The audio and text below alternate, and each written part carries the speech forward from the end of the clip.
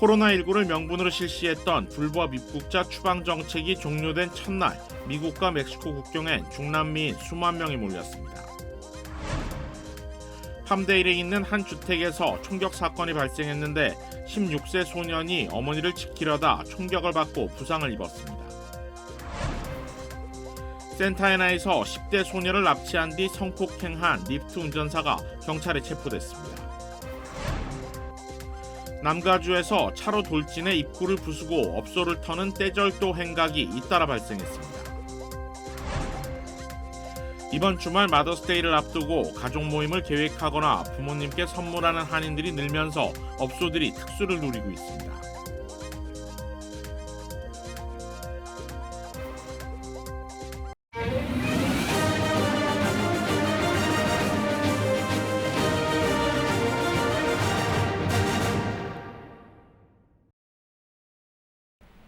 시청자 여러분 안녕하십니까? KBS 아메리칸 뉴스입니다. 미입국자 즉각 추방 정책이 종료된 첫날, 미국과 멕시코 국경에 수만 명의 중남미인들이 몰린 것으로 집계됐습니다. 보도에 이정민 기자입니다. 미국과 멕시코의 국경, 미국에 들어가겠다며 국경으로 온 중남미 이민자들로 긴 줄이 만들어졌습니다. 하염없이 땅바닥에 앉아 기다리거나 아예 텐트를 쳐놓기도 합니다. 3년 전 코로나19를 이유로 불법 이민자를 즉각 추방하겠다며 실시된 미국의 정책 타이틀 42가 종료된 첫날, 미국에 들어가기 더 쉬워지지 않을까 기대하며 국경에 몰린 중남미인들은 수만 명에 육박합니다.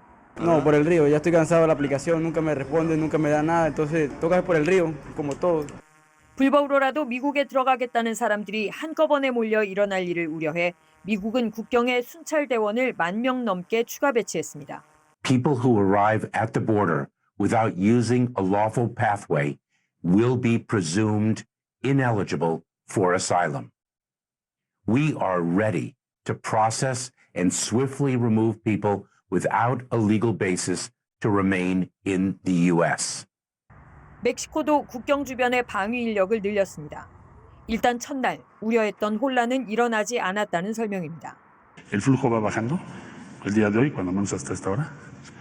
No hemos tenido confrontaciones ni situaciones de violencia en la frontera. Estados Unidos está cumpliendo su parte.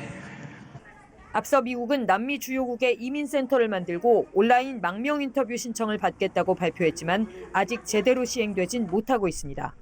미국은 불법 입국을 시도할 경우 추방과 5년간 재입국 금지 등 처벌 조항도 강화한 상태입니다. 미국 내에서는 이민자에게 너무 가혹하다, 반대로 불법 입국을 막기에는 부족하다, 바이든 정부의 이민 정책을 놓고 찬반 양론도 거셉니다. 워싱턴에서 KBS 뉴스 이정민입니다. 트럼프 전 대통령이 백악관 기밀 문건 반출 의혹을 시인했습니다. 하지만 자신이 가져간 문건은 기밀 해제가 이루어진 개인 기록물이라며 불법이 아니라고 주장했습니다. KBTV 강정민 기자입니다. 도널드 트럼프 전 대통령이 백악관 기밀 문서를 반출했다는 의혹을 시인하며 기정사실화시켰습니다. 지난 8월 8일 트럼프의 플로리다 마라라고 저택에서 300건 이상의 기밀 문서가 발견됐습니다. 이로 인해 미 연방수사국 FBI가 트럼프의 문서 반출 혐의에 대한 조사를 열었으나 연방법원 측에서 이들의 수사에 제재를 가하며 이와 관한 혐의가 일단락되는 것으로 보였습니다. 그러나 어제 트럼프는 CNN과의 인터뷰 도중 기밀 문건들을 반출한 게 맞다, 그래도 됐기 때문이다라고 시인했습니다. 트럼프에 따르면 그가 가져간 문서들은 개인 기록물로 통상적으로 대통령 기록물법의 규제를 받는 대통령 기록물과는 차이가 있다는 겁니다.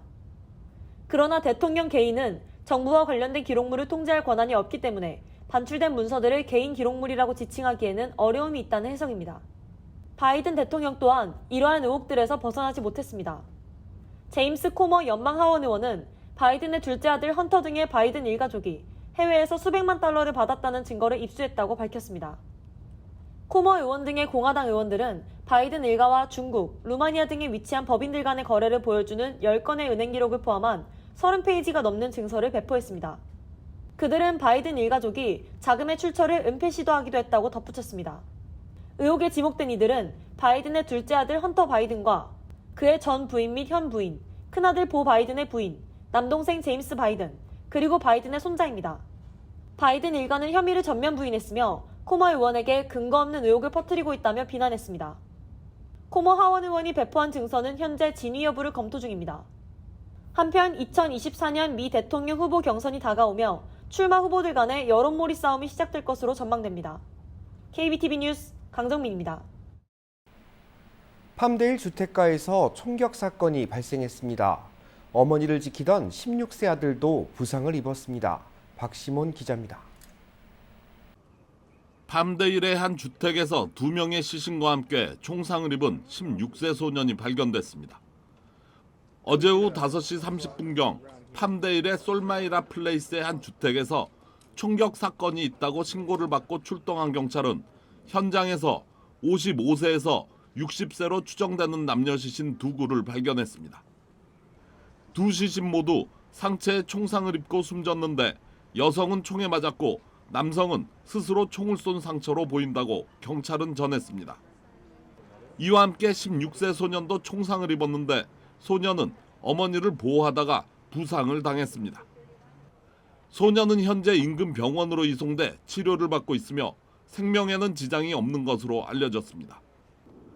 총격을 가한 남성은 숨진 여성의 남자친구로 밝혀졌습니다. 흰색 소나타 차량의 선루프 밖으로 한 남성이 총기를 들고 위협합니다. 위험을 느낀 운전자는 속도를 줄여 거리를 벌리려 하지만 흰색 차량은 차선을 바꿔 계속해서 운전자를 위협합니다. 인디애나폴리스의 465번 프리웨이입니다. 위협을 받은 운전자는 20대 여성으로 위험한 프리웨이 위에서 아찔한 경험을 했다고 증언합니다. 피해 여성은 흰색 차량이 옆으로 가까이 왔을 때 총격을 받지 않을까라는 생각에 공포가 밀려왔다고 덧붙였습니다. 계속해서 늘어나고 있는 로드레이지는 일반 시민들을 위협하고 있습니다. 이번 사건으로 해당 지역의 경찰은 올해 들어서만 주 고속도로에서 11명이 총에 맞았고 총기를 이용해 위협을 행한 사건만 해도 80건에 달한다고 전했습니다. KBS 뉴스 박시몬입니다. 10대 소녀를 납치한 뒤 성폭행한 리프트 운전자가 경찰에 체포됐습니다. 산타하나 경찰국은 지난달 15세 소녀를 납치해 성폭행한 올해 30살의 프레디 로하스를 체포해 구금했다고 밝혔습니다. 피해자는 로하스가 리프트 차량을 타고 서행하던 것을 보고 휴대전화 충전기를 빌리기 위해 차를 세웠고 로하스는 이 소녀를 강제로 차에 태워 인근 주차장으로 끌고 간 뒤 범행을 저질렀습니다. 로하스는 범행 후 다른 도시에서 이 소녀를 내려준 것으로 확인됐습니다. 경찰은 로하스가 리프트를 운행하면서 더 많은 범행을 저질렀을 것으로 추정하고 있다며 피해자들의 신고를 당부했습니다. 10여 명의 절도범들이 버뱅크의 한 의류업소에 트럭을 몰고 침입해 옷을 훔쳐 도주했습니다. 사건은 어제 새벽 버뱅크에 자리한 고급 의류 전문점 매그놀리아 파크에서 벌어졌습니다. 범행 장면이 담긴 폐쇄로 영상을 보면 범인들은 트럭을 후진해 매장 문을 부수고 침입했습니다. 이들은 후드티와 모자 등 의류 제품 7만여 달러치를 약탈해 10분 만에 도주했습니다. 범행에 사용된 픽업 트럭은 사건 현장과 멀지 않은 곳에서 발견됐는데 경찰 조사 결과 도난 차량으로 확인됐습니다. 도주한 용의자들을 추적하고 있는 경찰은 이들이 치밀한 계획을 통해 범행을 저지른 것으로 추정된다고 밝혔습니다. 이처럼 조직적인 약탈 범죄가 연일 이어지고 있습니다. 리버사이드 카운티의 한 업소도 12명의 약탈꾼들에게 피해를 입었습니다. 이어서 윤범수 기자입니다. 굉음을 내며 업소로 돌진하는 차량. 후진하더니 다시 한번 출입문을 들이받습니다. 이어 한 명씩 출입문으로 들어오는 절도범들, 무려 12명입니다. 알람이 울리고 불이 켜졌지만 아랑곳하지 않고 계산대와 진열대, 선반으로 흩어져 조직적으로 현금과 물품을 쓸어담기 시작합니다. 떼절도범들은 불과 2분여 만에 고가의 카메라와 전자제품, 현금 등 6만 5천 달러어치를 털어 달아났는데 정작 업소문을 들이받은 차량은 버리고 갔습니다. 피해를 입은 카메라 전자제품 판매 업소는 특히 최근 2년 사이 벌써 7번째 약탈을 당한 것으로 알려졌습니다. 이들이 범행에 사용한 차량은 도난 차량으로 밝혀졌는데 경찰은 버뱅크 의류 매장을 약탈한 수법과 유사한 방식으로 보고 동일범 소행 여부에 대해 수사에 초점을 맞추고 있습니다. 리틀 야구 경기가 한창입니다. 어린 학생이 타석에 들어서고 투구가 이뤄지려는 찰나 어디선가 연이어 총성이 들리더니 내야 그라운드 바닥에 총탄이 날아드는 모습이 보입니다. 경기장 안에 있던 어린 선수들과 심판을 보던 어른들 모두 혼비백산의 몸을 피합니다. 총격으로 경기는 취소됐고 공원은 물론 인근 컬리지 캠퍼스까지 폐쇄됐습니다. 사건을 조사 중인 경찰은 영상을 분석한 결과 최소 7발의 총격이 이뤄졌다고 밝혔는데 아직 누가 왜 총격을 가했는지는 확인되지 않았습니다. 경찰은 현재 용의자 체포에 현상금까지 걸고 제보를 기다리고 있습니다. KBS 뉴스 윤범수입니다. 호놀룰루에서 인천으로 향하던 국적항공사 승객이 비빔밥에서 나온 유리파편에 치아가 손실됐습니다. 그런데 승객과 항공사 측은 좀처럼 합의점을 찾지 못하고 있다고 합니다. KBTV 김은지 기자입니다. 지난달 16일 A씨는 하와이 호놀룰루에서 인천으로 향하는 아시아나 항공 OZ231편 여객기에 탑승한 뒤 기내식으로 제공된 비빔밥을 먹다가 치아 3개가 손상됐습니다. A씨는 비빔밥 나물 위에 커피잔 파편으로 추정되는 이물질이 있었다며 자세히 보지 않고 식사 사진만 찍은 뒤 비벼 먹다가 우지지직 소리가 나 놀라 뱉어보니 파편이 있었다고 밝혔습니다. 치아 2개는 수직으로 금이 가는 수직 파절, 다른 1개는 치아의 겉을 싸고 있는 에나멜 손상 진단을 받았다고 A씨는 전했습니다. A씨의 게시글에 따르면 최초 직원에게 규정에 대해 문의하자 5천 마일리지 보상과 언론 제보를 할 시 보상이 없다는 말을 했고 병원서 진단 결과를 전달하자 담당 직원은 2만 마일리지 보상을 제안했습니다. 이후 직원이 전화를 통해 4월과 5월 치료비만 보상해 줄 수 있지만 이후 치료비에 대해서는 곤란하다고 말했다고 전했습니다. 그런데 A씨는 피해를 입은 치아의 손상은 원상복구되지도 않고 오히려 손상이 더 진행돼 추후 근관치료, 임플란트 등의 치료가 필요할 수 있다고 한다며 걱정했습니다. 이에 대해 아시아나 항공 측은 마일리지 보상을 이야기한 것은 맞지만 언론에 제보할 경우 보상이 없다는 말은 없었다고 반박했습니다. 그리고 문제가 된 이 비빔밥은 하와이 현지 기내식 제조업체가 만들어 아시아나 항공 측에 공급한 것이라고 밝히고 기내식 이물질 발견 경위에 대해 자체 조사를 진행 중이라고 밝혔습니다.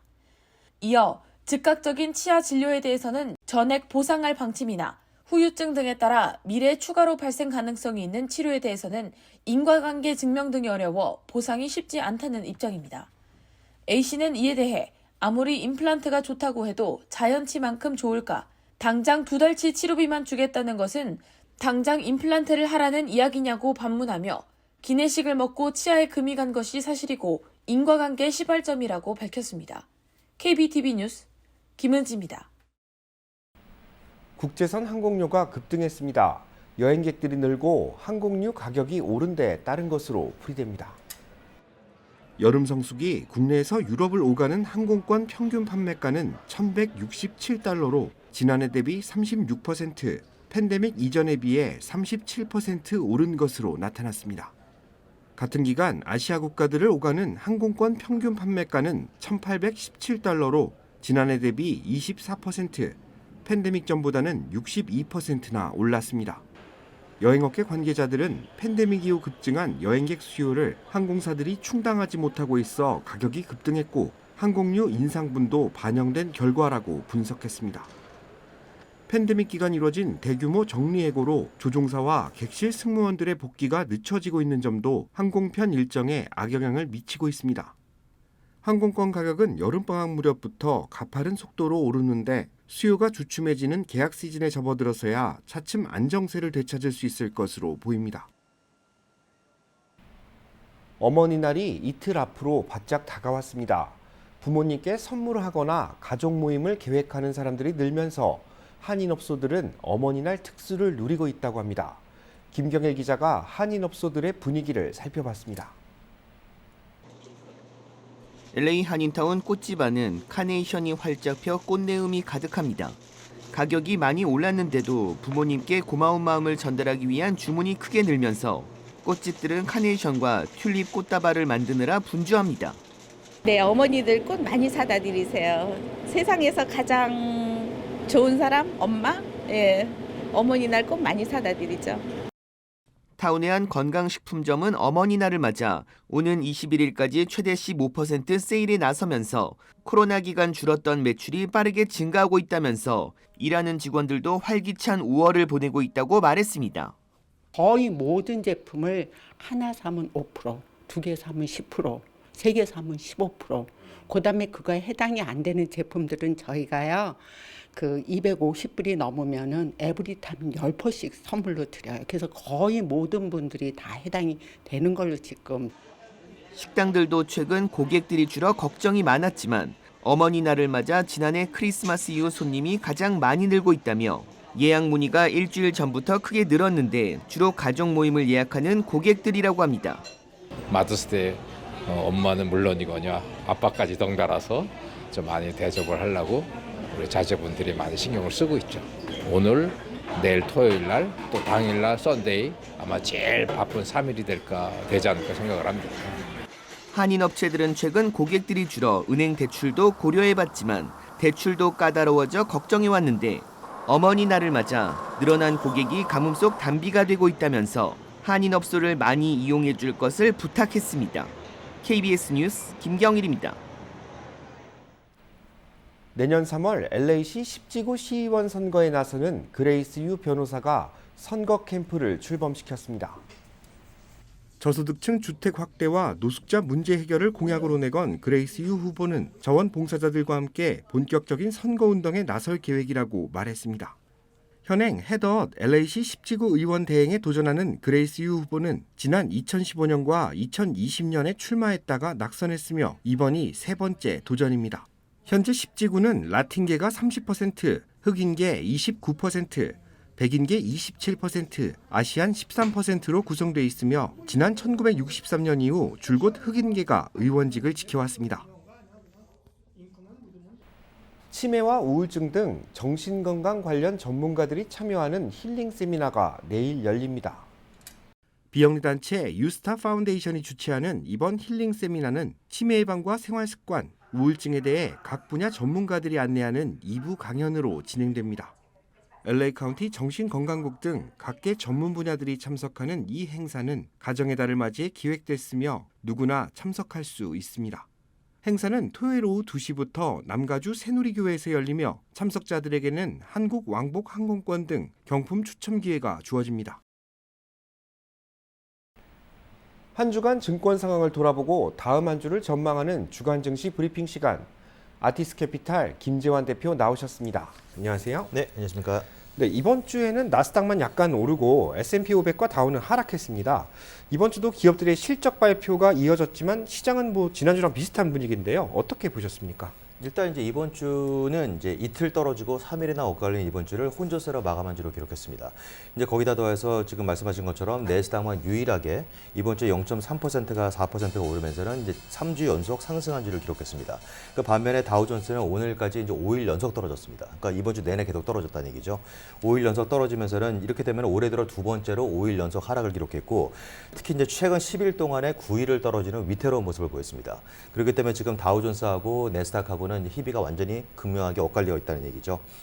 그리고 이제 이번 주 같은 경우가 어닝 시즌 중에 가장 바쁜 주가 이번 주였습니다. 무려 1,794개 회사가 이제 실적 발표를 완료했고요. 그리고 이제 다음 주가 되게 됐을 때는 이제 실적 발표하는 회사들이 이제 580개로 확 줄어드는 겁니다. 그러니까 이제 어닝 시즌의 거의 막바지 단계까지 왔다고 볼 수 있는 거죠. 네, 앞으로 남은 연준 회의에서 6월 달에 그 금리 인하 동결 가능성 어떻게 나올까요? 일단 이제 이번 주 어떻게 보면은 지금 소비자 물가 지수도 그렇고 생산자 물가 지수도 그렇고 양호하게 나왔습니다. 그러니까 예상치보다 더 이제 낮게 나왔기 때문에 충분히 호재로 받아들일 수 있음에도 불구하고 투자 심리는 사자와 팔자 사이에서 급격하게 요동쳤습니다. 그러면서는 이번 주 어떻게 보면은 장이 3대 지수가 나란히 한 번도 이번 주 오르지 못했습니다. 그만큼 투자 심리가 사자와 팔자 사이에서 끊임없이 움직이면서 지금 진정되지 못하고 있는데 지금 이제 6월 달 예를 들어서 이제 금리 동결 가능성 같은 경우는 지금 83%에 달하고 있습니다. 그리고 이제 금리 인상 가능성은 아직까지도 베이비 스텝, 또 다른 베이비 스텝 인상 가능성이 17%나 됩니다. 그리고 7월 달 같은 경우는 이제 금리 동결 가능성이 59%고 금리 인하 가능성이 31%입니다. 그리고 여전히 금리 인상 가능성은 10%대를 유지하고 있어요.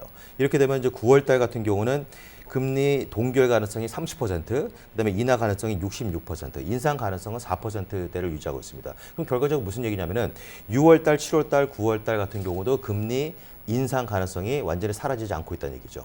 자, 그럼 다음 주 주목해야 할 지표 말씀해 주시죠. 그러니까 다음 주는 어떻게 보면은 지금 이제 이번 주 발표된 경제 지표들이 이제 소비자 물가지수, 생산자 물가지수 말씀드린 것처럼 양호하게 나온 거에 비해서 지금 신규 실업수단 청구 건수 같은 경우는 이제 이번 주 2주 연속 증가세를 유지했습니다. 그만큼 이제 어떻게 보면은 증가세를 유지하면서 좀 18개월 이제 최대치로 이제 늘어난 거예요. 그러니까 결과적으로 지금 이제 고용 시장이 그동안 너무너무 핫했던 거가 조금씩 이제 눈에 띄게 좀 이제 한마디로 쿨다운되고 있다 그런 얘기죠. 그리고 다음 주는 이제 엠파이어 제조업도 나오고 예를 들어서 이제 주택 착공, 빌딩 퍼밋이 나오는데 무엇보다 중요한 거는 소매 판매 지수가 다음 달에 나옵니다.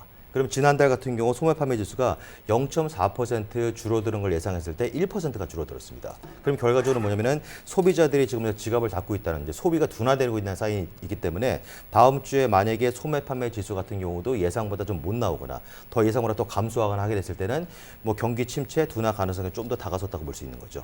이번 주에도 지역 은행들의 그 위기감이 가라앉지 않았죠. 그렇죠. 그러니까 지역 은행들의 위기감이 다시 한번 부각된 겁니다. 어떻게 보면은 지금 최근 들어서 이제 팩웨스트 같은 경우가 이번 주에 발표한 게 뭐냐면은 지난주 5월 5일로 끝난 지난주 같은 경우 예금이 9.5%가 줄었다고 합니다. 그만큼 빠져나갔다는 얘기죠. 그러니까 결과적으로 뱅크런 사태를 우려하면서 사람들이 돈을 빼기 시작했기 때문에 이렇게 되면은 이제 팩웨스트가 연방준비은행에다가 51억 달러의 추가 대출을 신청했다고 합니다. 그럼으로써 이번 주만 하더라도 팩웨스트가 21%를 폭락했고 지금 지난주 이번 주까지 합치면 2주 동안에 무려 55%를 폭락한 겁니다. 그리고 지금 이제 은행들이 대출 강화를 해갖고 결과적으로 뭐냐면 신용 경색에 대한 불안감도 투자 심리를 짓누르는 악재로 작용하고 있다는 얘기죠. 네, 잘 알겠습니다. 또 다음 한 주도 지켜봐야겠습니다. 오늘 말씀 감사합니다. 네, 감사합니다.